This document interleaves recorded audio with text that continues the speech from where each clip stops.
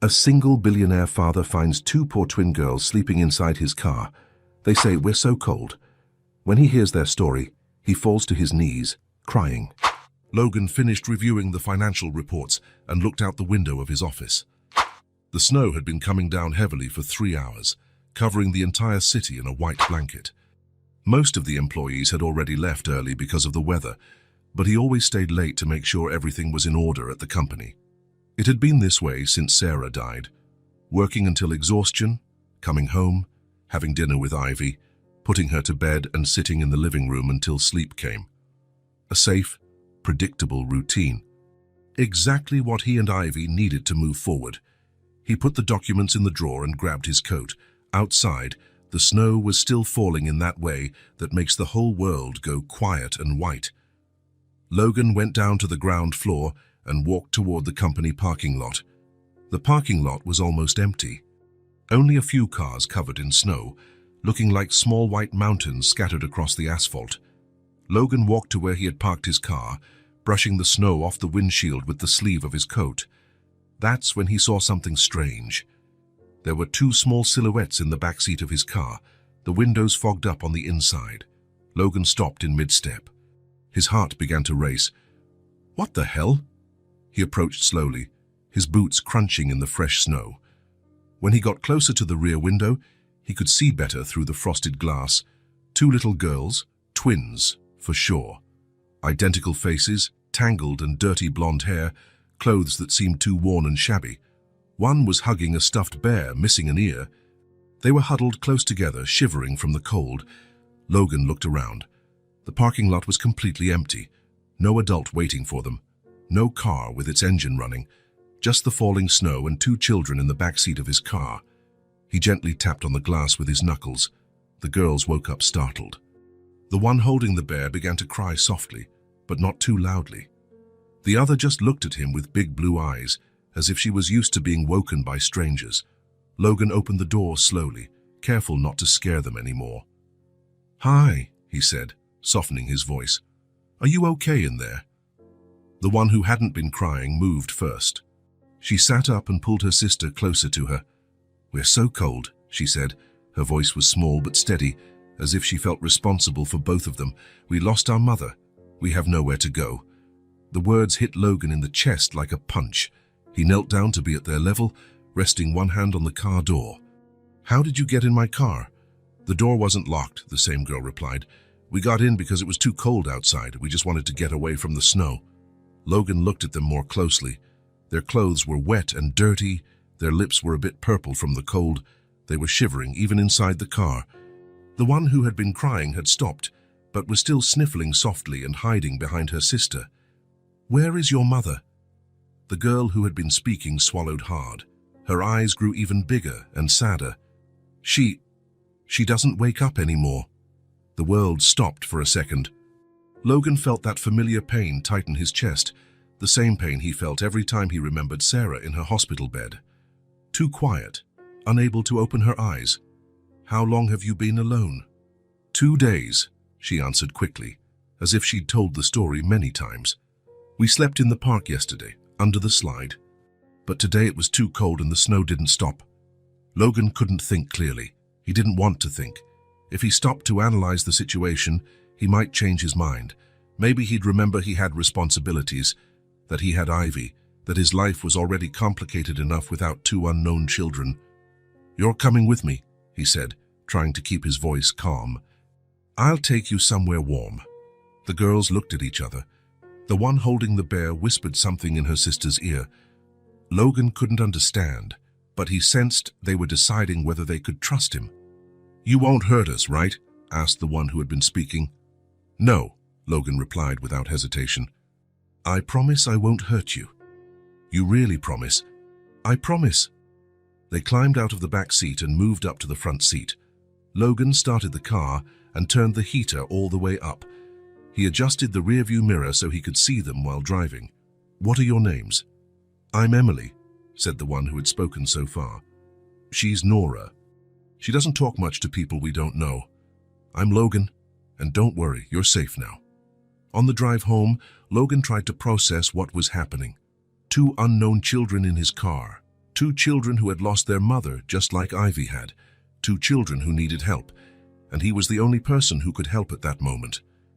Sarah had always wanted more children. They'd tried for years after Ivy was born, but it never worked out. Maybe it's meant to be this way, Sarah used to say after another negative test. Ivy is perfect. Maybe she's all we need. Now Sarah was gone, and two little girls had appeared in his back seat, as if they'd fallen from the sky during a snowstorm. "Logan," Emily called from the back seat. "What's up? Do you have food at your house?" His heart tightened again. He pictured the two of them hungry, sleeping in the cold, with no one to care for them. "Yes, I do. And hot water, so you can take a bath too." "It's been a long time since we had a hot bath," Emily said softly. When they arrived home, Logan parked in the garage of his mansion and looked at the large house he and Ivy had shared on their own for 2 years. A house that had grown far too quiet since Sarah died, where the only noise most nights was the television or Ivy playing alone in her room. "You girls stay here for a minute," he said to them. "I'll see if my daughter is awake." "I don't want to scare her." He entered through the kitchen door. The house was dark except for a small hallway nightlight that Ivy always left on because she was afraid of the dark. Logan climbed the marble stairs slowly, stepping on the steps he knew wouldn't make noise, a habit he'd developed to avoid waking Sarah when he came home late from work. Ivy's bedroom door was ajar. As always, she was sleeping on her side, hugging the pink stuffed rabbit Sarah had made for her on her last birthday. The rabbit had long ears and had popcorn embroidered on its belly. Logan went back down and returned to the garage. The girls were exactly where he'd left them, quiet and curled up in the back seat. "You can come out now," he said. "Let's go inside."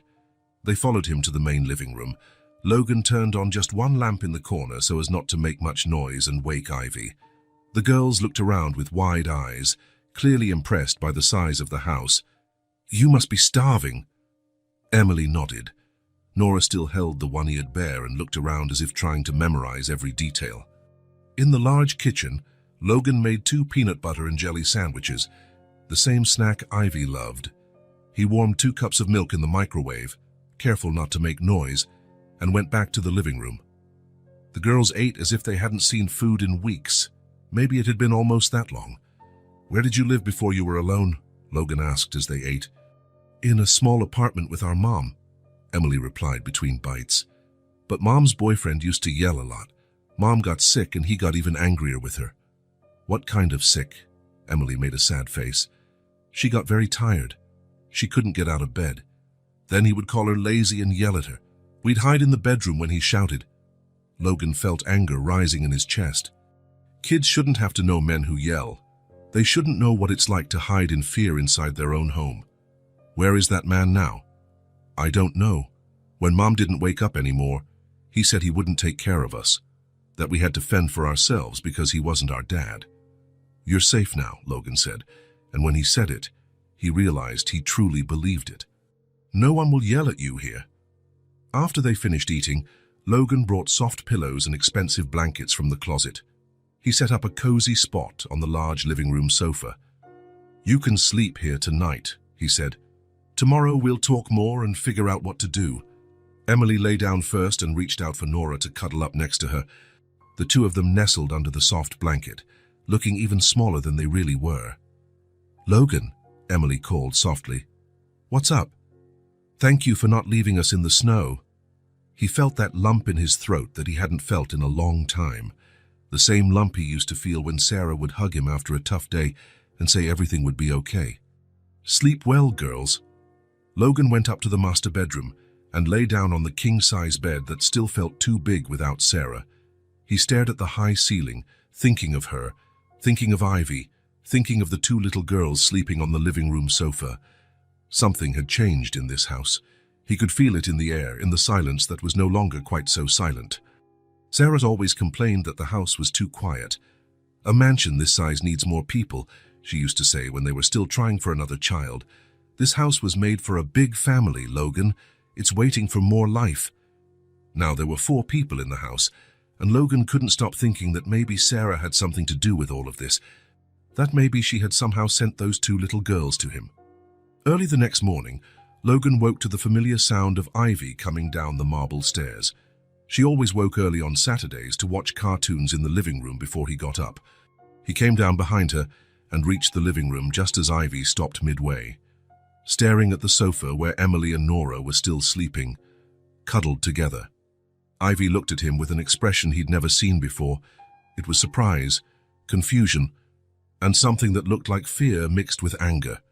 "Dad?" she whispered, as if she didn't want to wake the girls but needed an immediate explanation. The twins woke at the sound of her voice. Emily sat up first, rubbing her eyes.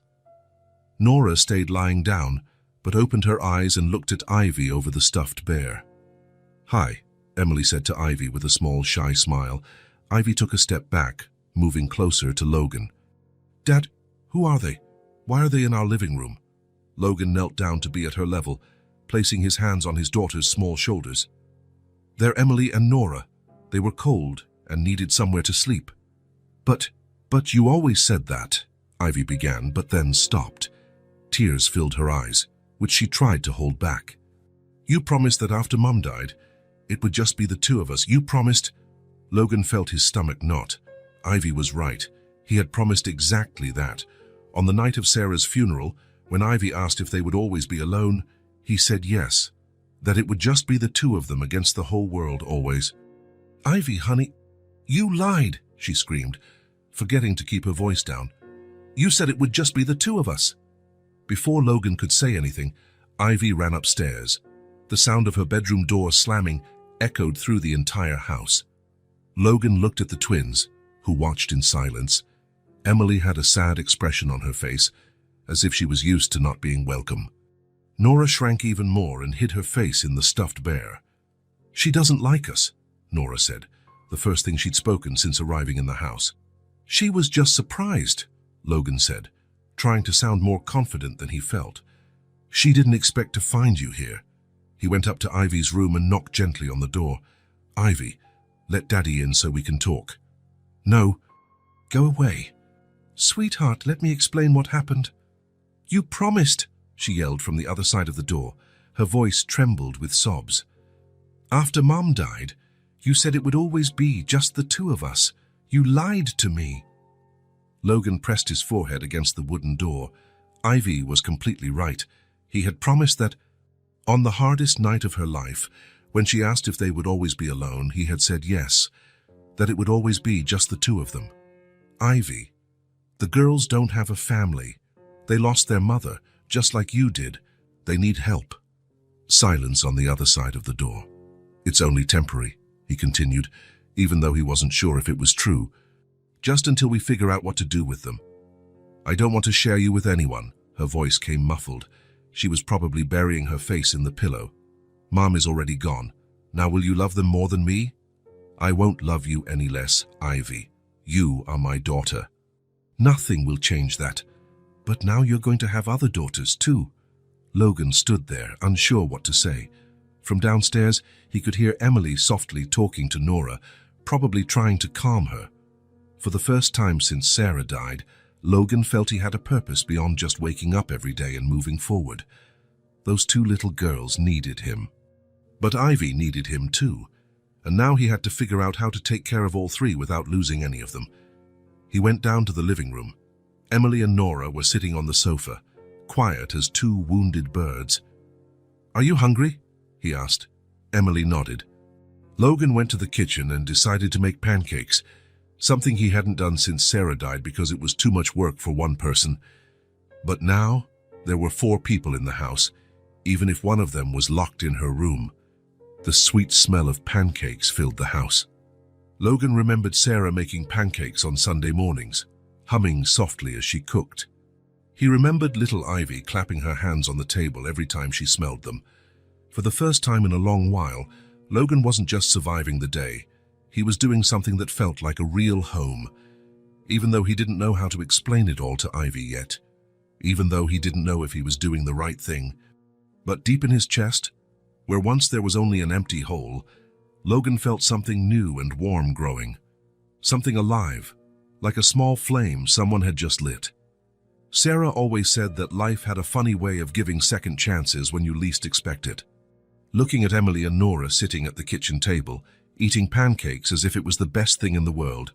Logan thought maybe Sarah was right about that too. The girl's pain had awakened something inside him, something he believed was dead since he lost his wife. It was as if his heart had started beating for real, for the first time in 2 years. Upstairs, Ivy remained locked in her room.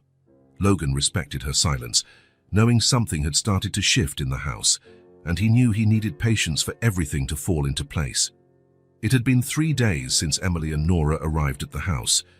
3 days of Ivy eating in silence, coming downstairs only to watch TV, and running back up every time the twins came into the living room. Logan tried to keep the peace.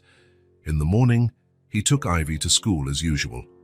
In the afternoon, when they came back, the girls were in the living room playing with the few toys he'd lent them, some old toy cars and a few coloring books he found in a drawer. On that Saturday morning, Logan was in the kitchen making coffee when he heard little footsteps coming down the stairs. Emily appeared first, followed by Nora, who still carried the one-eared bear everywhere. "Good morning," Emily said, already feeling more at ease in the house. "Good morning, girls. Did you sleep well?" Emily nodded. Nora just approached the table and stared at the pancakes Logan was making. "Is Logan going to give us coffee?" Nora asked softly to Emily. "Of course he is," Logan answered with a smile. "You're my guests." Ivy came down not long after, already dressed in the pink pajamas Sarah had bought for her last Christmas. She stopped at the kitchen entrance when she saw the twins sitting at the table. "Good morning, Princess," Logan said to her. Ivy didn't respond. She sat in the chair farthest from the girls, on the other side of the table, and picked at her plate without really eating. Every time Emily or Nora made any noise, she shot irritated glances their way. After breakfast, Logan went upstairs to shower. When he came down, he found the house in silence. Ivy was in the living room watching cartoons, sitting in the individual armchair far away from the sofa. Emily and Nora were nowhere to be found. "Ivy, where are the girls?" "How would I know?" she replied, without taking her eyes off the TV, her voice filled with irritation. Logan searched the house. He found the two of them in the hallway on the second floor, standing in front of Ivy's bedroom door. Emily was on tiptoe, trying to see something through the crack in the slightly open door. "What are you doing up here?" "We wanted to see her room," Emily answered honestly. "It must be very pretty." Nora nodded, hugging the bear. "We just wanted to see how it is," she said softly. Logan understood. 2 girls who had lived in a small apartment, who'd slept in the park, must be curious about a real kid's room, full of toys, books, and a bed just for one. "Do you want me to ask Ivy if she'll let you come in?" Emily shook her head quickly. "No need. We were just looking." But at that moment, quick footsteps came up the stairs. Ivy appeared in the hallway and saw the 2 girls standing outside her door. Her face turned bright red with anger. "What are you doing up here?" she asked, her voice already raised. Emily took a step back, startled by her tone. "We were just looking." "You can't come in," Ivy shouted, standing in front of her door like a guard. "It's mine." Her words came out so forcefully that Emily and Nora were frightened. Nora hid behind her sister, gripping the bear tightly. "We weren't going to enter," Emily said quickly. "We were just looking." "Well, don't look," Ivy continued, shouting. "It's my room." "My things. You can't touch anything that's mine." Logan approached slowly. "Ivy, they weren't messing with anything." "They were spying," Ivy yelled even louder. "Everything here is mine. My toys, my room, my house, my daddy." And with that, she went into her room and slammed the door so hard that the sound echoed through the house. Logan heard the key turn in the lock. Ivy had locked the door from the inside. Emily and Nora stood in the hallway, staring at the closed door. Logan saw that familiar look in their eyes, the look of someone used to being rejected. Emily took Nora's hand. "Come on, Nora, let's go downstairs." "Did we do something wrong?" Nora asked Logan softly as they went down the stairs. "No," Logan replied, his heart heavy. "You didn't do anything wrong," but he knew the words weren't enough. Emily and Nora sat on the living room sofa, quieter than usual. Nora hugged the bear, and Emily stared at her own hands. Logan went upstairs and knocked on Ivy's door. "Ivy, I need to talk to you." "I don't want to talk." Honey, they're just kids. They were curious. I don't care. I didn't ask them to live here. I want them to go away. Logan pressed his forehead against the door. He knew Ivy had one right point. She really hadn't asked for this situation. But he also knew Emily and Nora were not to blame for anything. Ivy, you have so many toys in your room. Maybe you could lend them a few. No, they're mine. Mom bought them all for me. Just for me. And there was the real problem. Every toy, every book, every object in that room was a reminder of Sarah. To Ivy, sharing anything was like sharing her mother. Logan went down and found the girls exactly where he'd left them. Emily was trying to play with Nora, but it was obvious the two of them were sad. Girls, how about we go out for a bit? Emily looked at him, surprised. Go out where? To the city. Buy a few things. Actually, Logan had an idea. Something that might help Emily and Nora feel less like intruders and more like, well, like children who deserved to have things of their own. They left Ivy at home. She refused to unlock the door even when Logan knocked to let her know they were leaving. Emily and Nora climbed into the car, still a bit shy but clearly excited about the idea of leaving the house for a while. Logan drove to the nearby shopping mall. It was Saturday afternoon and the place was full of families shopping. Emily and Nora walked beside him, looking around with wide eyes. I've never been to a place like this, Emily commented softly. It's so big, Nora whispered. Logan took them straight to the toy store. When they walked in, the girls stopped at the entrance, impressed by the rows of shelves, the colors, and the countless toys. You can choose whatever you want, Logan said. Emily looked at him, confused. Choose what? Toys. Anything you like. But we don't have money, Emily said, as if it were obvious. Logan knelt down to be at their level. You don't need to worry about money. I want to buy something for you. The girls looked at each other as if they couldn't believe it. Anything, Nora asked. Anything. Emily took Nora's hand and the two began to walk slowly through the aisles. Logan followed, watching how they examined everything carefully, as if it were treasure. They stopped in the doll section. There were hundreds of them, big dolls, small dolls, dolls that talked, that cried, that came with clothes and accessories. Emily pointed to a simple doll with brown hair and a blue dress. That's pretty, she said to Nora. Nora nodded, but she was looking at another similar doll, one with blonde hair and a pink dress. Do you want these? Logan asked. Emily looked at him, still incredulous. Can we really choose? You can. Logan picked up both dolls and took them to the checkout. Emily and Nora followed quietly, still seeming unable to believe what was happening. When they came out of the store, each carrying a bag with her new doll, the girls were radiant. In the car, Emily hugged her bag to her chest. Logan! What's up? Why did you buy this for us? The question took Logan by surprise. He thought of all the answers he could give, because they needed it, because it was fair, because every child deserves toys. Because you deserve it, he said simply. When they arrived home, Ivy was in the living room watching TV, sitting in the same single armchair, away from the sofa. She looked at the bags Emily and Nora were carrying, and Logan saw her face tighten even more. Ivy, the girls got some dolls, Logan said, trying to include her in the conversation. Ivy didn't respond. She crossed her arms and turned her face back to the TV, clearly irritated. Emily and Nora sat on the opposite side of the living room floor, far away from Ivy, and took their dolls out of the boxes. Emily pulled her doll out and hugged it. She's so soft, she said to Nora. Nora did the same with hers.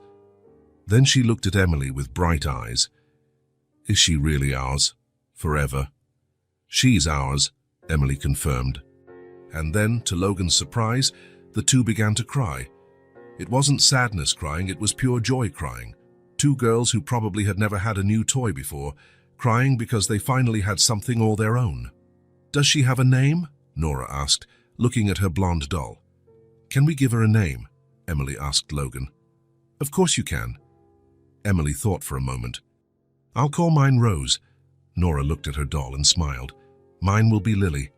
Rose and Lily, Emily repeated, just like us. They'll be sisters too. Logan felt that familiar lump in his throat. 2 years after Sarah's death, 2 little girls had brought back something to his home that he thought he'd lost forever, the sound of children being happy. He looked at Ivy. She still sat in the armchair, pretending to watch TV. But Logan noticed she had turned the volume up and was trying not to look at the girls. There was something tense in her posture. Her shoulders were stiff, her jaw tight. Ivy was jealous.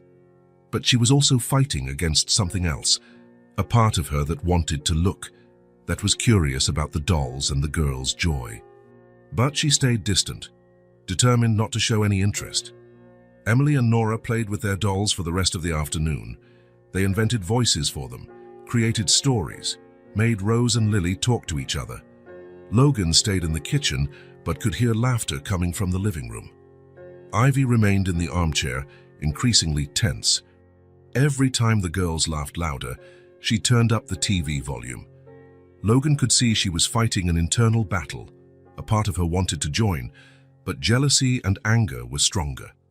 When night fell and Logan called the girls to dinner, Ivy finally got up from the armchair and went straight to the kitchen, without looking at Emily and Nora even once. During dinner, she ate in absolute silence, avoiding any eye contact with the twins. When Emily tried to talk to her about the dolls, Ivy simply pretended not to hear. After dinner, Logan helped Emily and Nora prepare the sofa for sleeping. The two lay down, each hugging her new doll. "Good night, Rose," Emily whispered to her doll. "Good night, Lily." Nora did the same. Ivy walked through the living room without saying goodnight and went straight to her bedroom, slamming the door behind her. Logan turned off the lights and went upstairs. He found Ivy lying in bed, but she was clearly not sleeping. "Good night, Princess," he said softly. "Good night," she answered curtly without looking at him. Logan stood in the doorway for a moment, watching his daughter. He could feel the tension radiating from her, the internal struggle she was facing.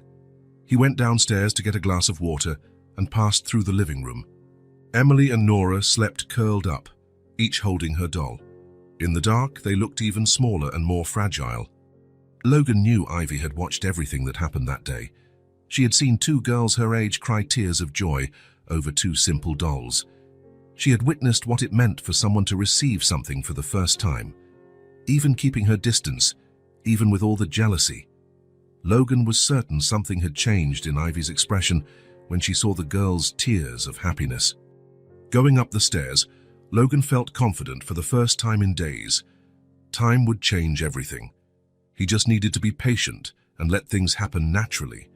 Ivy had spent the whole day watching Emily and Nora, even from afar, and deep in her daughter's eyes, for a brief moment when the girls cried out of joy, Logan saw something he hadn't seen in days. He saw empathy fighting against jealousy, and for the first time, Logan felt that empathy might be stronger. It was Tuesday night. The snow had stopped falling, but it still covered the yard like a white blanket. Logan was in the kitchen finishing washing the dishes from dinner when he heard a strange sound from the living room. It wasn't crying exactly. It was more like a low whisper, followed by a sniffle. He dried his hands on the towel and went to see what was happening. He found Emily and Nora on the sofa, cuddled together. Emily was stroking Nora's hair, while Nora hugged the one-eared bear to her chest. "Is everything okay there?" Logan asked softly. Emily looked at him. Her eyes were red, as if she had been crying. Nora had a bad dream. Logan sat down in the armchair next to the sofa. Ivy had gone up to her room right after dinner, as she had been doing for the last few days. "Do you want to talk about the dream?" he asked Nora. Nora shook her head, hiding more into Emily's shoulder. "Can I tell him?" Emily asked softly to her sister. Nora lifted her little face and looked at Logan. Her blue eyes were full of tears. "Would he be mad?" she whispered. "Why would I be mad?" Logan asked, puzzled. "Because sometimes grown-ups get angry when we tell them bad things." Logan's heart tightened. What kind of life had these girls had for them to think telling the truth would make grown-ups angry? "I won't be mad," he said firmly. "So you can tell me anything." Emily took a deep breath. "Our stepfather used to yell a lot," she began. "He wasn't our real dad. Mom married him when we were very little." Logan leaned forward, giving her all his attention.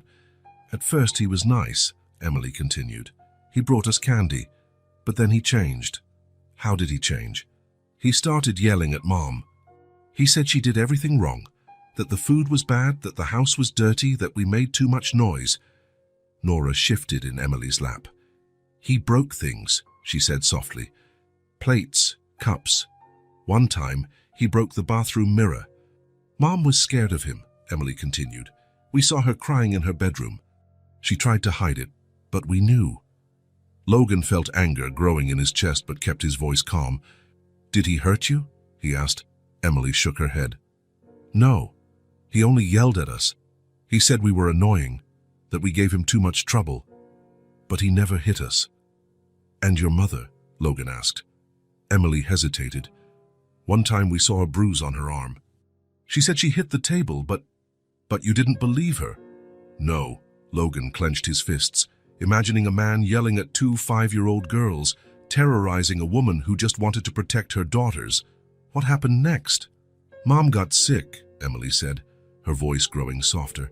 She started getting very tired. She slept all day. She couldn't get out of bed. He got even angrier at her because of that, Nora added. He said she was faking. One night, Mom woke us up very quietly, Emily continued. She said we had to go. She had saved some money and we were going to a better place. We left very early when he was asleep, Nora said. Mom carried 2 bags and we walked to the bus station. Logan imagined the 3 of them walking in the early morning, running away from home like refugees. Where did you go? To a small apartment on the other side of the city, Emily replied. It was just 1 bedroom and a small kitchen, but Mom said we'd be safe there. And were you? For a while, yes. Mom got a job at a diner. We stayed home alone during the day, but she always came back at night. Did you go to school? Emily shook her head. Mom said it was dangerous, that he could find us if we went to school. Logan felt his chest tighten. 2 5-year-old girls, stuck in an apartment all day, afraid of being found. But then Mom got sick again, Emily continued, her voice dipping as tears began to flow. She'd come home from work very tired. Sometimes she couldn't even eat. She coughed a lot, Nora added, and got very hot, like she had a fever. We asked her to go to the doctor, but she said there wasn't money. That money was only for food and rent. Logan imagined Sarah getting sick, unable to see a doctor because of lack of money. The anger he felt toward the stepfather now extended to the system that let a mother die because she couldn't afford treatment. She kept getting worse, Emily said, tears running down her cheeks. One day she couldn't even get out of bed to work. We tried to take care of her, Nora whispered. We brought her water, tried to make food. But we didn't know how, Emily admitted. We were only 5. Logan wanted to hug them, but knew he needed to let them finish their story. She slept a lot. Sometimes she'd wake up and talk to us, but most of the time she just slept. And one day, Nora began but couldn't continue. One day she didn't wake up, Emily finished. We tried to wake her, shake her, but she wouldn't open her eyes. The living room fell silent. Logan felt tears welling in his own eyes. How long did you stay with her like that? 1 whole day, Emily replied. We didn't know what to do. We stayed waiting for her to wake up. But she wouldn't wake up, Nora whispered. Then we got scared. We left the apartment and wandered the streets. We didn't know where to go. Didn't you know anyone? Any relatives? Emily shook her head. Mom always said it was just her and us, that she didn't have family. And your biological father? We never met him. Mom said he left before we were born. Logan took a deep breath. 2 5-year-old girls, completely alone in the world. How did you survive on the streets? We slept in different places. In the park, in front of closed stores. Once a lady gave us food, but most of the time we were hungry. Until we found your car, Nora said. The door wasn't locked and it was warm inside. And you appeared, Emily finished. Logan was silent for a long moment, processing everything he'd heard. The story was harsher than he had imagined. 2 children who ran away from home to escape a violent man, who lost their mother due to lack of medical care, who survived alone on the streets. Emily, Nora, he said finally, I'm so sorry for what you went through. You're not going to send us away? Nora asked in a small voice. No, Logan replied without hesitation. You're not going anywhere. Promise? I promise. Emily hugged Nora tighter. Can we stay here forever? Logan looked at the two girls hugging on the sofa. Two children who had experienced more pain and suffering than any adult should endure. Two children who needed much more than just a roof over their heads. They needed safety, stability, love. They needed a family. Yes, he said, feeling a certainty grow inside him like never before. You can stay here forever. Emily began to cry with relief. Nora curled up even more in her sister's lap. Logan stood up and sat on the sofa beside them. He opened his arms, and for the first time they let him embrace them.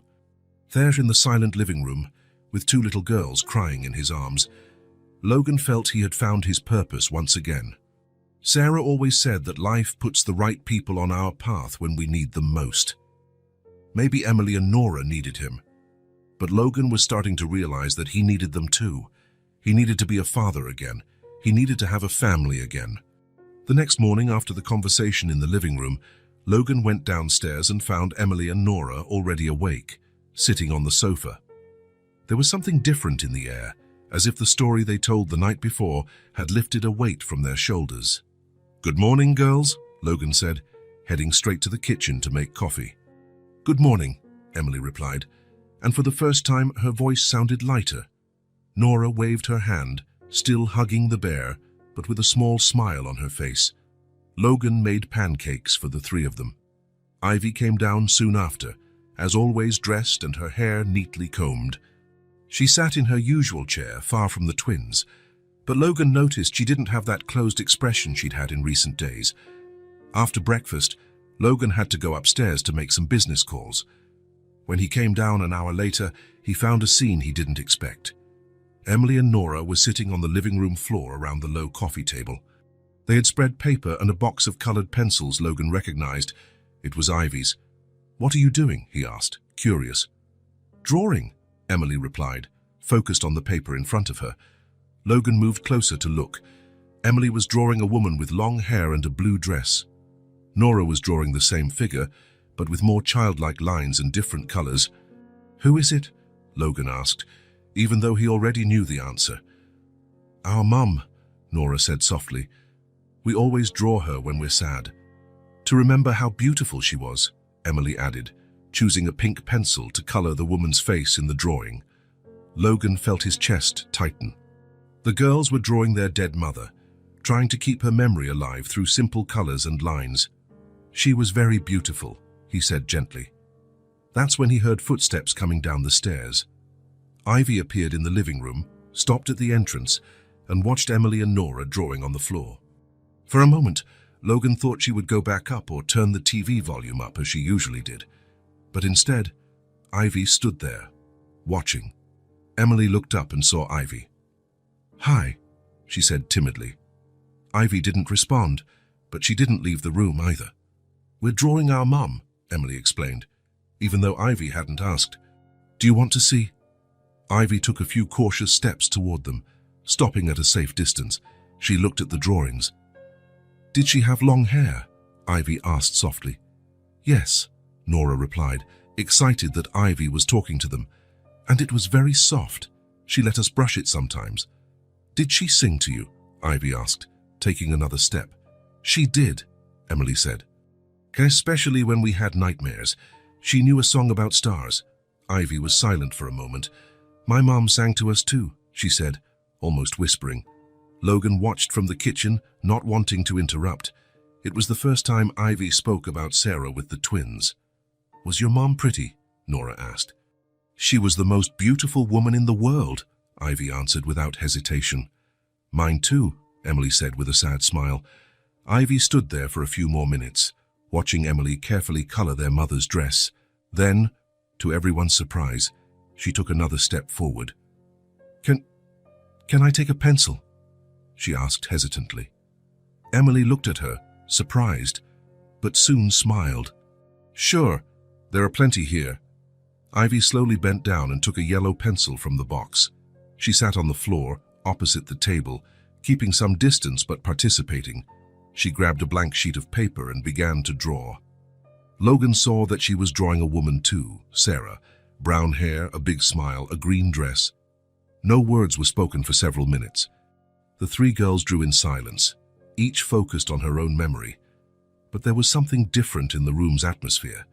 The silence was no longer tense or hostile. It carried a kind of mutual acceptance now.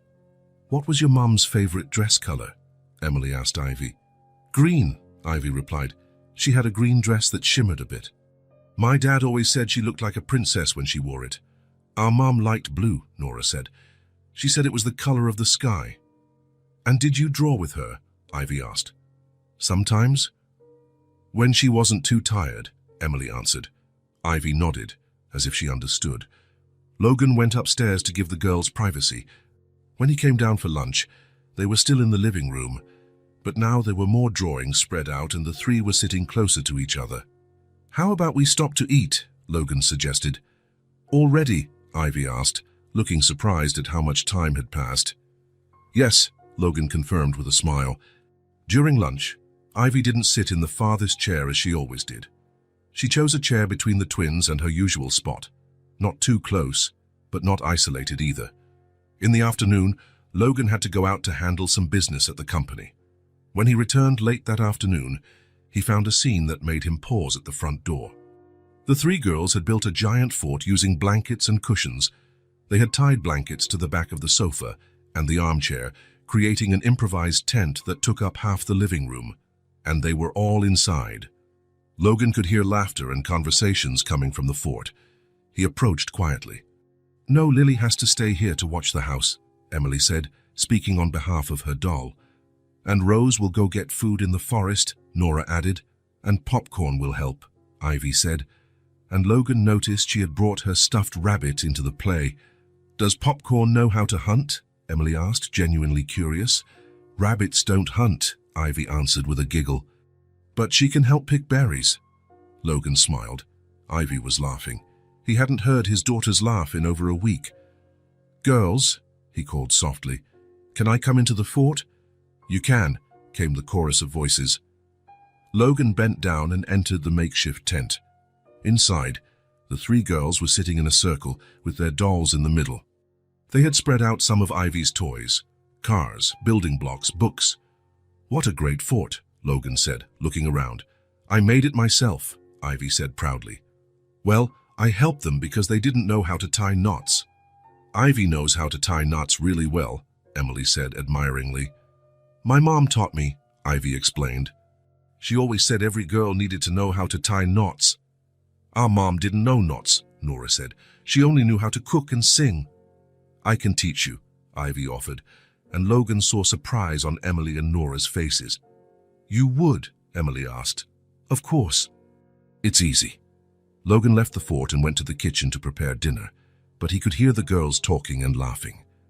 The sound filled the house in a way he hadn't heard in 2 years. It was the sound of childhood. When he called the girls for dinner, they came out of the fort with messy hair and rosy faces from laughing so much. "Dada, can we leave the fort up?" Ivy asked. "Of course, Princess." "And after dinner, can we play some more?" Emily wanted to know. "You can play until bedtime." After dinner, the girls went back to the fort. Logan stayed in the kitchen, washing dishes, listening to the sounds coming from the living room, laughter, conversation, the rustle of toys being moved. At one point, he heard music. Ivy had turned on the small radio on the shelf, and the three were singing along to a children's song. Then the music changed to something more upbeat, and Logan heard quick footsteps on the wooden floor. He peeked from the kitchen door and saw the three girls dancing on the living room rug. Ivy was teaching Emily and Nora some steps Sarah had shown her. The twins tried to imitate, stumbling and laughing when they messed up. "No, like this," Ivy said, demonstrating an arm movement. "Mom said you have to imagine you're flying." Emily and Nora tried again, this time keeping better rhythm. "We did it!" Nora shouted, jumping with joy. "So now you know how to dance like me," Ivy said, smiling. Logan leaned against the kitchen wall, moved with emotion. Ivy was sharing Sarah's memories with Emily and Nora. She was teaching them the things her mother had taught her. It was as if Sarah were there, present in the way Ivy cared for the twins, taught them, shared with them. When bedtime came, Logan went to the living room and found the three girls tidying up the toys together. Ivy was putting away her own toys, but she was also helping Emily and Nora with their dolls. "Time for bed, girls," Logan announced. "Already," the three complained in unison. "Yes, tomorrow you can play again." Emily and Nora headed to the sofa as usual. But Ivy stood in the middle of the room. "Dad," she called, "what's up, princess? Can they sleep in my room tonight?" Logan blinked, surprised. "In your room?" "Yes, on the floor. I can lend them some blankets."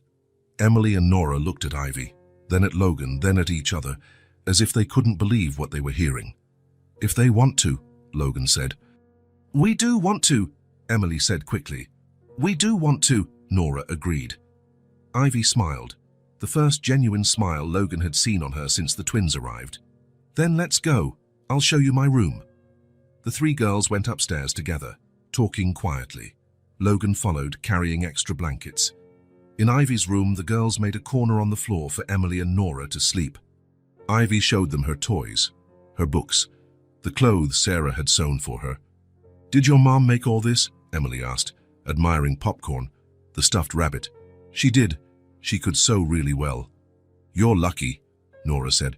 "You have so many things to remember her by." Ivy looked around her room, then at the twins. "You can play with my things," she said softly. "Whenever you want." "Really?" Emily asked. "Really? There are so many things for one person." Logan said goodnight to the three of them and went downstairs to the living room.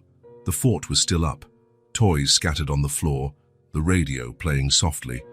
The house breathed childhood again. For the first time since Sarah died, Logan sat on the sofa and smiled. A genuine smile, from deep in his chest. Upstairs, he could hear the girls talking quietly before bed. Three little voices, three children who had found each other despite all the pain and loss. Ivy had spent a week building walls around her heart. But Emily and Nora, with their simple need for love and acceptance, had found a way to tear them down. Not with force or insistence, but with patience, with the silent understanding that they all had lost their mothers, that they all needed each other. Logan looked around the transformed living room and realized that Sarah had been right about the house. It had been built for a big family, and now finally it was complete. 3 weeks had passed since Emily and Nora arrived. 3 weeks of laughter filling the house, of games that went on until bedtime, of Ivy teaching the twins how to make braids and tie shoelaces. Logan was in the kitchen preparing lunch when he heard the doorbell ring. The girls were in the living room, building a castle with blocks. Ivy had lent all her building toys, and now the three were working together on increasingly elaborate projects. "Girls, can someone see who it is?" Logan called from the kitchen, stirring the marinara sauce. "I will," Ivy answered. Logan heard footsteps run to the front door, then Ivy's voice speaking to someone. "Daddy," she called. "There's a lady here who wants to talk to you." Logan turned off the stove and went to the door. He found a well-dressed middle-aged woman holding a clipboard with a serious expression on her face. "Mr. Logan Matthews?" she asked. "That's me. My name is Carol Henderson. I'm a social worker with the Child Welfare Department. I need to speak with you." Logan's stomach dropped. Ivy was next to him, looking curiously at the woman. From the living room, he could hear Emily and Nora quietly talking about where to put the next block in their castle. "What is this about?" Logan asked, trying to keep his voice calm. "We received a report that there are 2 children living in this house without proper documentation. May I come in?" Logan hesitated. He knew he couldn't refuse, but he also knew this visit would change everything. "Of course," he said, opening the door fully. The social worker entered and immediately saw Emily and Nora in the living room. The two had stopped playing and stared at the stranger with wide eyes. "Are these the children?" Carol asked, consulting her clipboard. "Yes," Logan replied. Emily slowly stood up, pulling Nora close to her. Logan recognized immediately the expression on their faces. It was the same expression they'd had when he first found them in his car. Pure fear. "Girls, come here," Logan called softly. Emily and Nora approached, clinging to each other. Ivy stood next to Logan, not fully understanding but feeling the tension in the air. "What are your names?" Carol asked the twins. crouching to be at their level. "Emily," replied the first, her voice small and scared. "Nora," whispered the second, hiding behind her sister. "And where are your parents?" Emily looked at Logan, then back at the social worker. "Our mom died," she said softly. "And your father?" "We never met him." Carol made notes on her clipboard. "Mr. Matthews, how long have these children been living here?" 3 weeks, Logan answered honestly. "Do you have any legal documentation? Authorization to care for them?" Logan felt his world collapse. "No," he admitted. "I found them in an emergency situation and brought them home. They had nowhere to go." "I understand your intention, Mr. Matthews, but there are legal procedures that must be followed. I cannot allow children to be under unauthorized care." Emily began to tremble. Nora clutched at her sister's arm. "What does this mean?" Logan asked, even though he already knew the answer. "It means these children must be placed in state custody until the situation is regularized." "No," Emily suddenly yelled. "We don't want to go away. We want to stay here," Nora cried. Ivy looked at the twins, then at her dad, then at the social worker. For the first time, she fully understood what was happening. "They can't take Emily and Nora," she said to Logan. "Sweetheart," Logan began. "No," Ivy screamed. "They are my sisters." Carol looked at Ivy in surprise. "Your sisters?" "They are," Ivy insisted, grabbing Emily and Nora's hands. "They are my sisters, and they live here." Logan felt his chest tighten. Ivy was defending Emily and Nora as if they'd always been part of the family. "Miss," Carol said to Ivy gently, "I understand you've become friends, but there are rules that must be followed." "What rules?" Ivy asked, her voice filled with anger. "Rules that protect children," Carol explained. "These girls need to be in a place where someone has legal authorization to care for them." "My dad takes very good care of them," Ivy shouted. "He bought them dolls. He makes good food. He lets them sleep in my room." Emily and Nora were crying now, holding Ivy's hands. "Mr. Matthews," Carol said, "you can try to start an adoption or guardianship process, but until then, these children need to stay in a licensed shelter." "How long would that process take?" Logan asked. "Several months, maybe a year or more." Logan looked at Emily and Nora. A year. They would have to spend an entire year away from home, away from him, away from Ivy. "Please," Emily begged the social worker. "We promise to be good. We won't cause any trouble." "We just want to stay with Logan and Ivy," Nora sobbed. Carol sighed.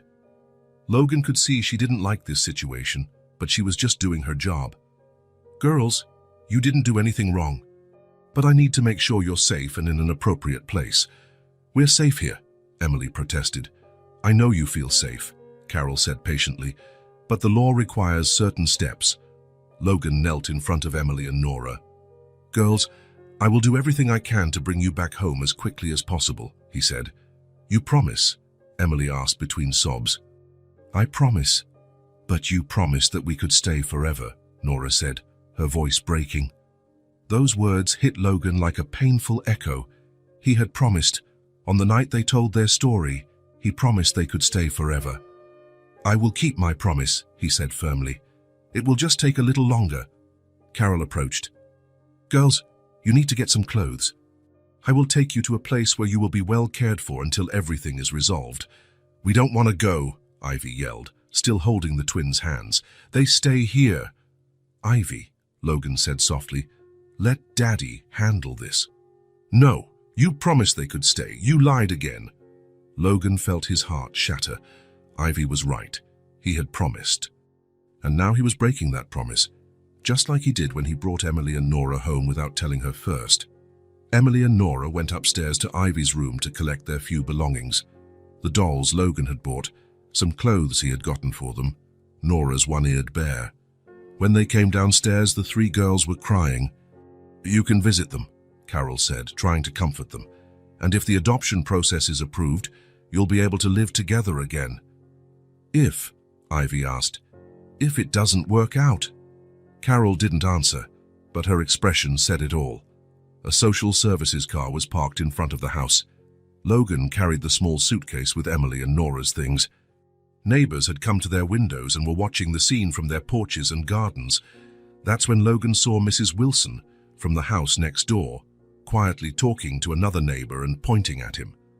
The look of satisfaction on her face said everything he needed to know. She had made the report. At the car door, Emily and Nora clung to Logan. "Will we come back home?" Emily asked, tears streaming down her face. "You will," Logan promised, hugging the two.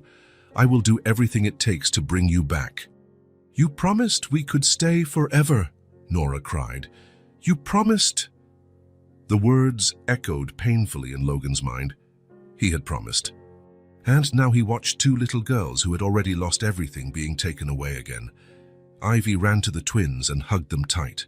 "I will miss you," she said, crying too. "We will miss you too," Emily replied. "You will always be my sisters," Ivy said, "even if we're apart." Carol opened the car door. Emily and Nora got in slowly, looking back until the last moment. "Logan," Emily called from the car window. "You promised." The car drove away, taking Emily and Nora far away. Logan and Ivy stood on the sidewalk, watching until the car disappeared around the corner. The house fell silent. A different silence from the one Logan knew. It was an empty silence, broken. Logan looked at the living room. The block castle was still in the middle of the floor, unfinished. Emily and Nora's dolls had been left on the sofa. They were so frightened they forgot to take them. "Dad," Ivy said softly, "will you really bring them back?" Logan looked at his daughter. Her face was red from crying, her eyes swollen. "I will," he said. "I will do everything it takes. Promise." Logan thought of all the promises he had made and broken. He promised Ivy it would always be just the two of them. He promised Emily and Nora they could stay forever. But this time, he knew he could not break the promise. "I promise," he said. That night, the house returned to the silence Logan had known before the twins arrived. But now it was worse, because it was no longer the silence of mourning Sarah's death. It was the silence of losing two children who were still alive, but far away from home. Ivy cried in her room until she fell asleep. Logan stayed in the living room, looking at the scattered toys, at the fort still set up in the corner. The pain of mourning had returned, but in a new and cruel form. It was the pain of having a family and losing it again. But this time, Logan would not accept the loss. This time, he was going to fight.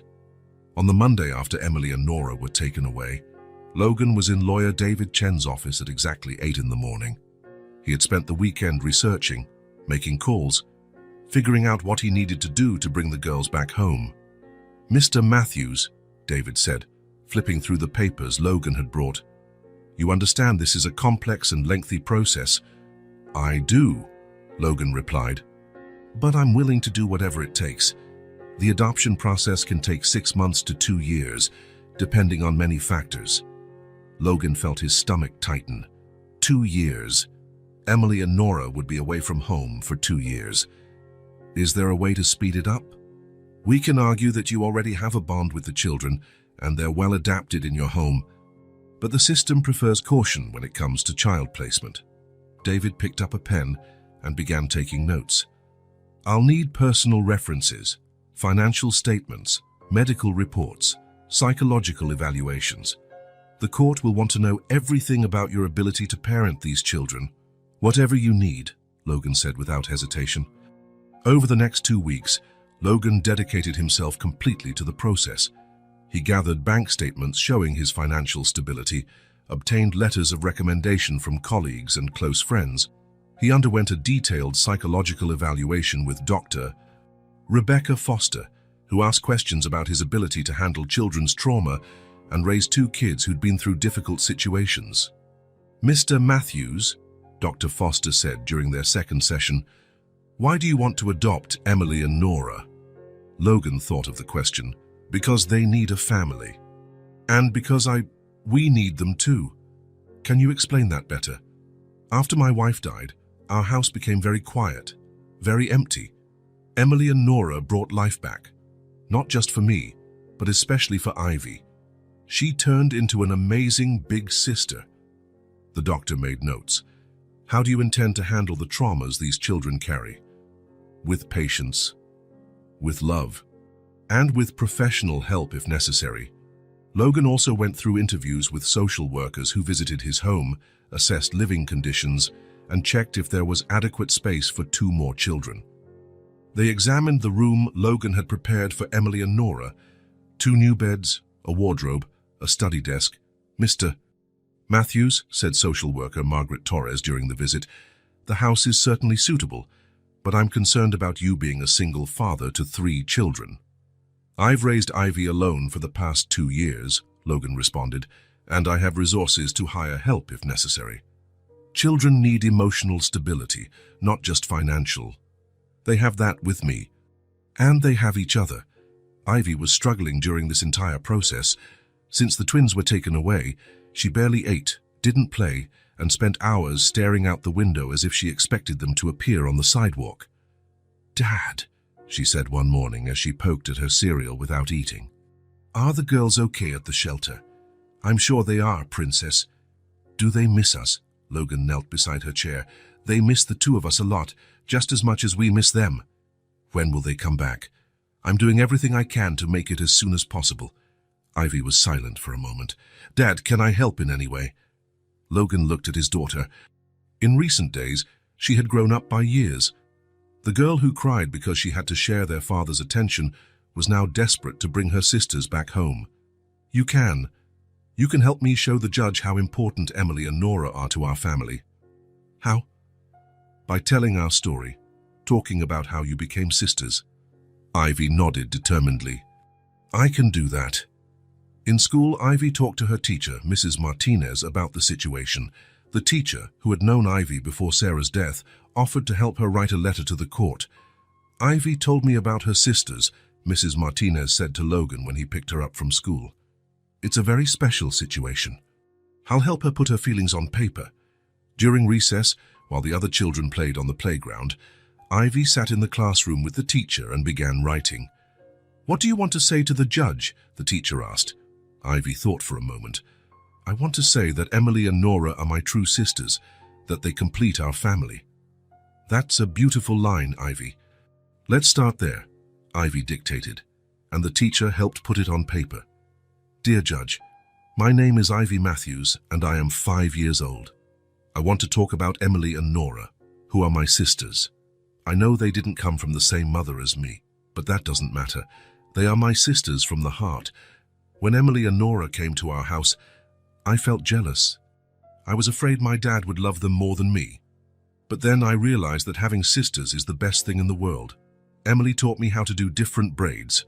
Nora taught me a song that their mother used to sing. They helped me not miss my mom so much, because I have them to take care of me now. I share my toys with them. They sleep in my room. We play together, eat together, watch cartoons together. They are my real sisters. I don't want to grow up without them. Please let us stay together. Our family needs them. I need them. They have already lost their mother. Don't let them lose our family too. Please." Ivy Matthews. When Logan read the letter that night, he had to step away so he wouldn't cry in front of Ivy. "Is it good, Dad?" "It's perfect, Princess. The judge will understand how much you love your sisters." Logan attached the letter to the adoption paperwork, along with the psychological reports, references, financial documents, and all other evidence that he could provide a safe, loving home for Emily and Nora. During the weeks of preparation, Logan visited the girls at the shelter whenever they allowed. They seemed smaller each time, quieter, as if part of their light was dimming while they were away from home. "When are we going back home?" Emily would ask every time. "Soon," Logan would answer. "I'm doing all I can." "You promise?" "I promise." David Chen reviewed all the documents one last time before officially filing the adoption petition. "Mr. Matthews, we've done everything we can. Now we wait for the court's response." "How long?" "A few weeks for the initial review. Then they'll schedule a hearing." Logan left the lawyer's office feeling a mix of hope and anxiety. He had done everything right, followed all the procedures, demonstrated that he could be a good father to Emily and Nora. Now it was up to the legal system to agree with what his heart already knew, that those 2 girls belonged in his family. That night, Ivy asked, "Dad, will the judge let Emily and Nora come back home?" Logan looked at the letter she had written, still on the kitchen table. "I think so, Princess. I think when the judge reads your letter, she'll understand that the three of you are a real family." Ivy smiled for the first time in weeks. "I hope so. I missed my sisters so much."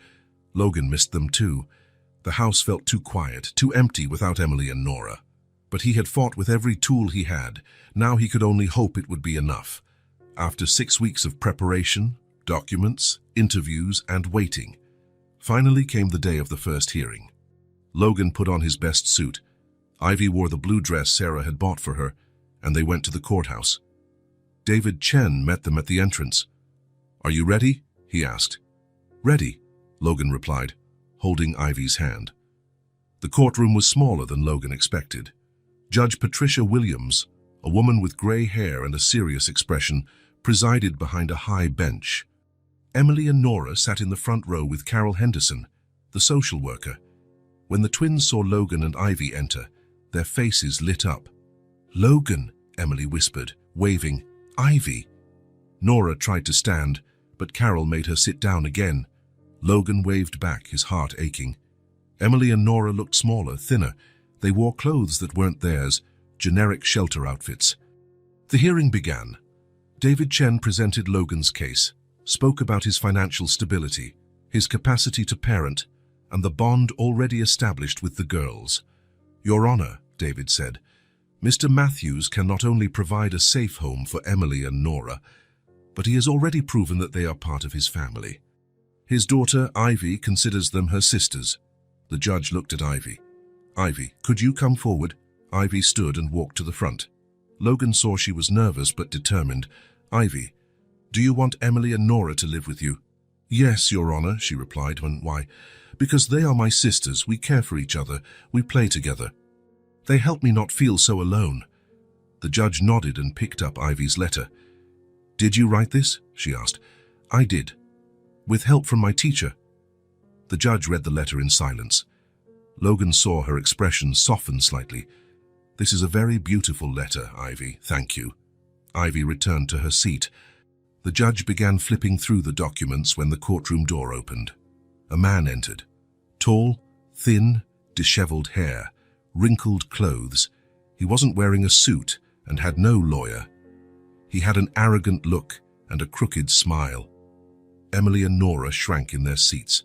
Logan saw terror in their eyes. "Sorry I'm late," the man said loudly and disrespectfully. "I came to pick up what's mine." The judge frowned. "And who are you?" "I'm Rick Santos, stepfather of these girls, ex-husband of their mother." Logan felt anger boil in his chest like lava. This was the man who had terrorized Emily, Nora, and their mother. The man who abandoned them when their mom died. "Mr. Santos," the judge said coldly, "you weren't listed as an interested party in this case." "Well, I'm here now," Rick said, plopping into a chair, "and I want my stepdaughters back." Emily began to tremble. Nora jumped up from her chair and ran to Ivy, hiding behind her. "They're my sisters," Ivy said loudly, looking directly at Rick. "They stay with me." Rick laughed. "Sisters? These girls aren't sisters to anyone. They're orphans, and I'm the closest relative they have." Logan felt his blood boil. "Sir, you abandoned these children when their mother died," Logan said, standing up. "I didn't abandon anyone," Rick retorted. "I just needed time to process my wife's death." 6 months, David Chen interjected. "You needed 6 months to process," the judge rapped her gavel. "This situation has become more complex," she said. "I will need time to evaluate all legal options." Logan felt his world collapse. 2 more weeks. Emily and Nora would remain in the shelter. Rick stood abruptly. "I'll be back at the next hearing. And you'll see who has legal rights to these children." He stormed out, slamming the door behind him. The following 2 weeks were the longest of Logan's life. He knew Rick was being investigated, but he also knew that man had legal rights as their ex-stepfather. David Chen worked day and night, gathering evidence about Rick's abandonment, financial instability, and history of aggression. "I got statements from neighbors at their old apartment," David said. 3 people confirmed they heard frequent yelling and arguments. One neighbor said they saw bruises on the girl's mother. "Is that enough?" "I hope so."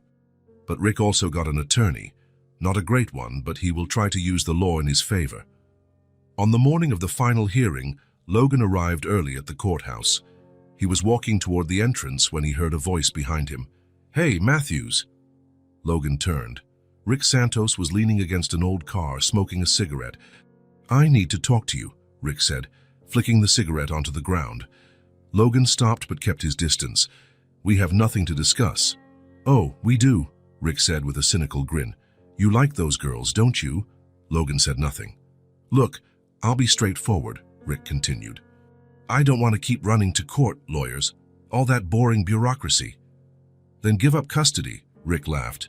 "It's not that simple, but maybe we can make a deal."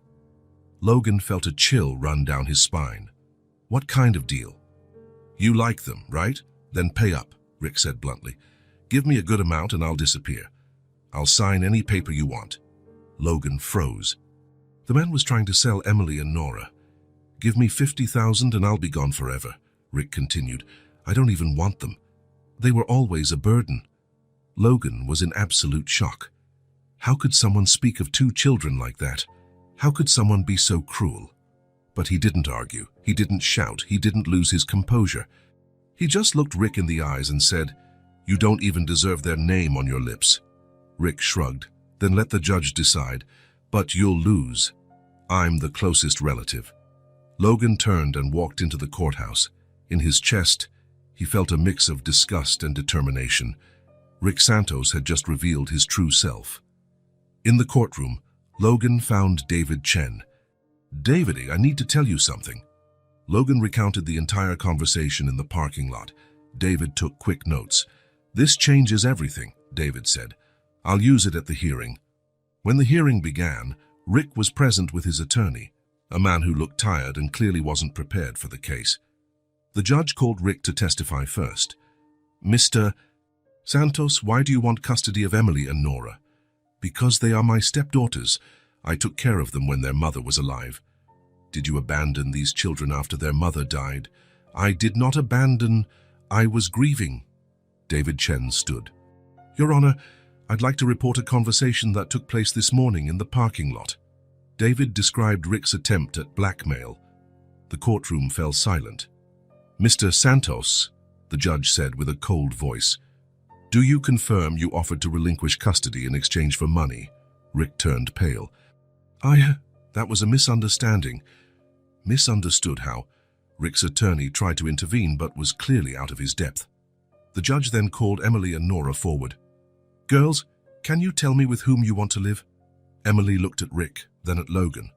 "We want our daddy," she said clearly. "The dad who chose us, not the one who abandoned you." "No," Nora said firmly. "We want Logan and Ivy." "Why do you want to live with Mr. Matthews?" "Because he takes care of us," Emily replied. "He makes good food, buys toys, lets us play. He hugs us when we're sad." "And Mr. Santos, do you want to live with him?" Both shook their heads vigorously. "He is mean," Nora said. "He made Mom cry." The judge looked at Rick with contempt, then at Logan. "Mr. Matthews, please come forward." Logan stood up. "Do you want to adopt Emily and Nora?" "I do, Your Honor." "Why?" "Because they are my daughters, not on paper, but in my heart, and because they deserve a family that loves them unconditionally." The judge remained silent for a long moment, studying the documents before her. "Considering all factors presented," she said finally, "especially Mr. Santos's demonstrated abandonment, his inappropriate attempt at blackmail, and the clear wishes of the children." Logan held his breath.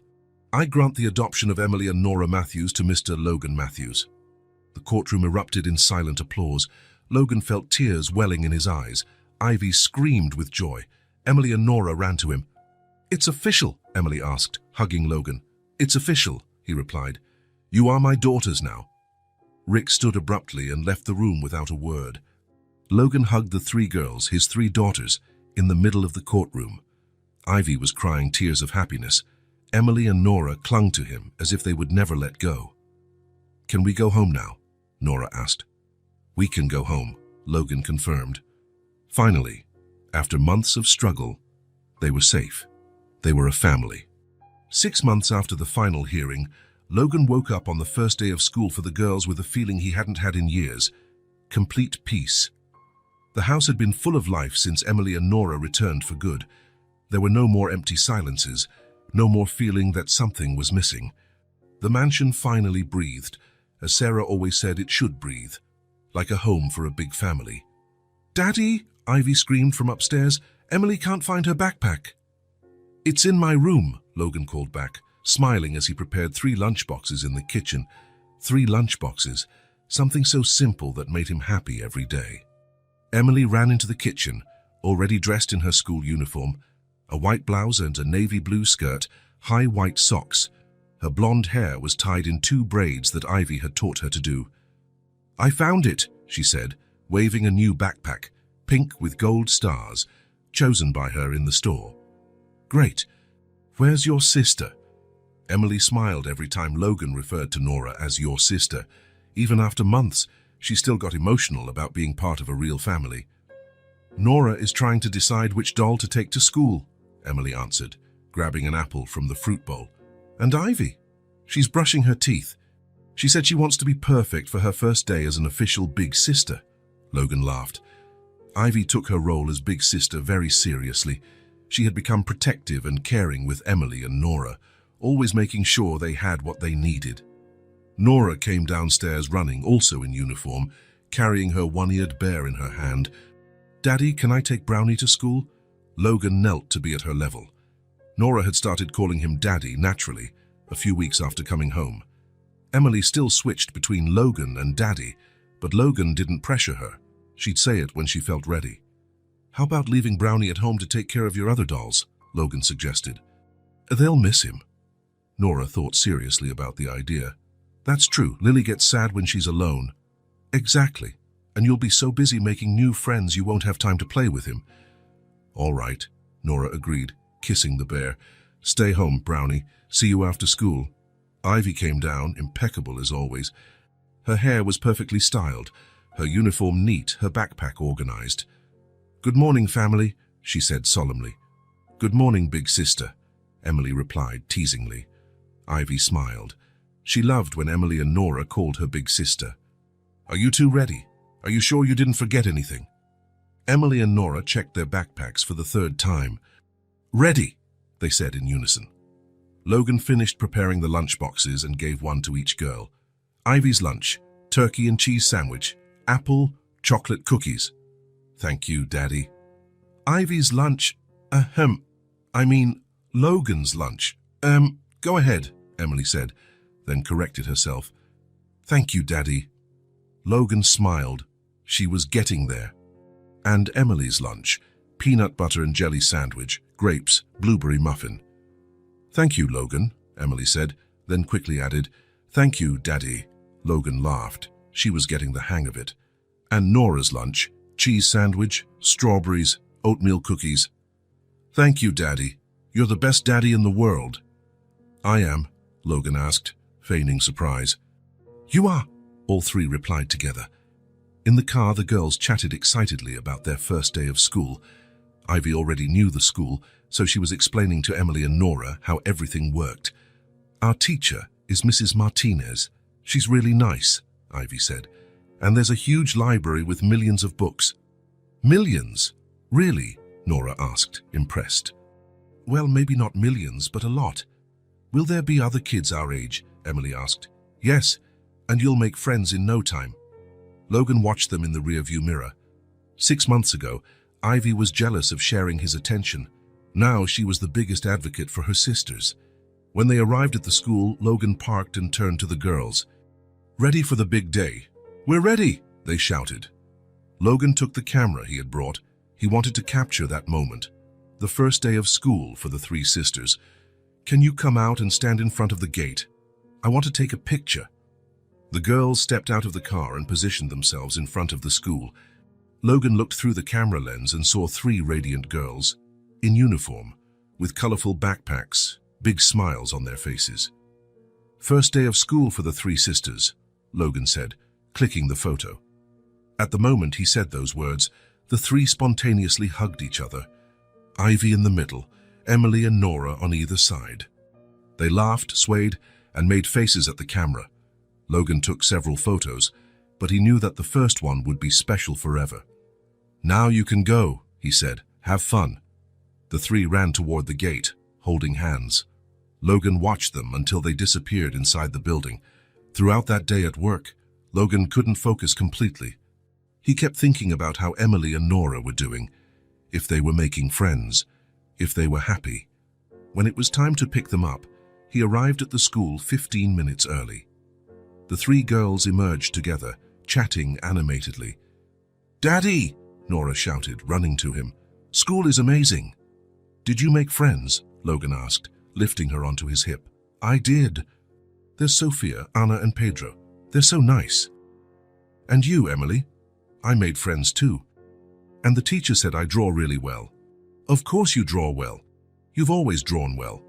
Ivy approached with a proud smile. "Daddy, my sisters were the most popular kids in class today." "Were they?" "Yes. Everyone wanted to be friends with them. And when someone asked if we were real sisters, I said yes." "Because we are real sisters," Emily added. "That's true," Nora agreed. On the drive home, the girls told every detail of their day, the games at recess, the lessons they learned, the new friends they made. "Daddy," Ivy said suddenly, "can you teach us to make that special dinner tonight? To celebrate our first day." "What special dinner?" "The one you used to make for Mum on birthdays, with pasta and red sauce." Logan felt a twinge in his chest. Ivy rarely spoke about Sarah, but when she did, it was always with affection.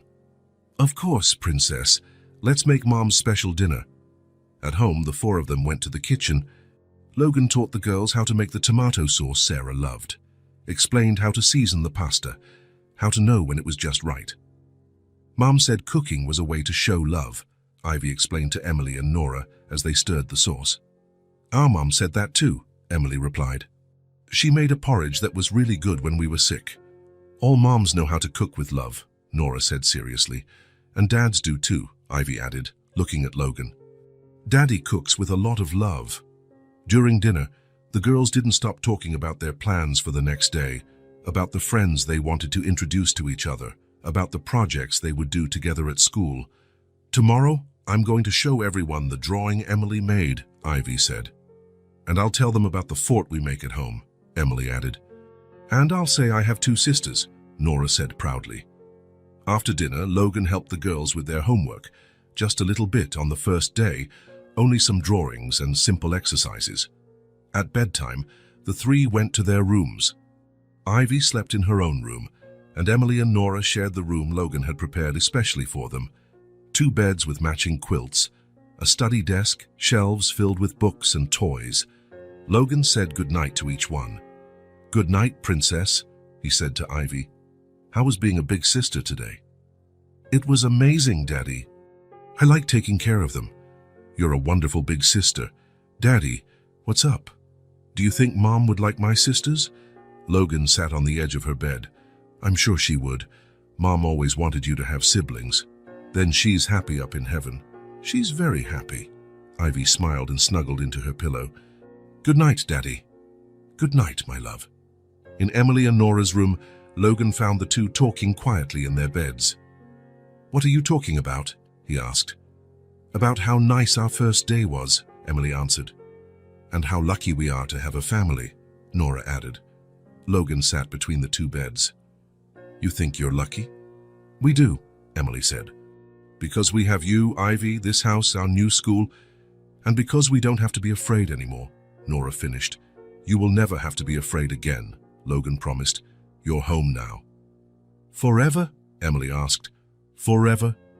After he said goodnight to them, Logan went downstairs to the living room. He looked around the house that was now truly alive. Toys scattered, drawings pinned to the fridge, 3 school backpacks by the front door. There was something new on the living room wall that hadn't been there that morning, a framed drawing the girls had made together. 4 people holding hands, surrounded by hearts and stars. Underneath, written in big, colorful letters, "Our family." Logan sat on the sofa and looked at the drawing. 4 people, him, Ivy, Emily, and Nora. A complete family. He thought of everything that had happened since that snowy night when he found two little girls sleeping in his car. He thought of Ivy's initial resistance, of the legal battle, of the moments of fear when he thought he might lose Emily and Nora.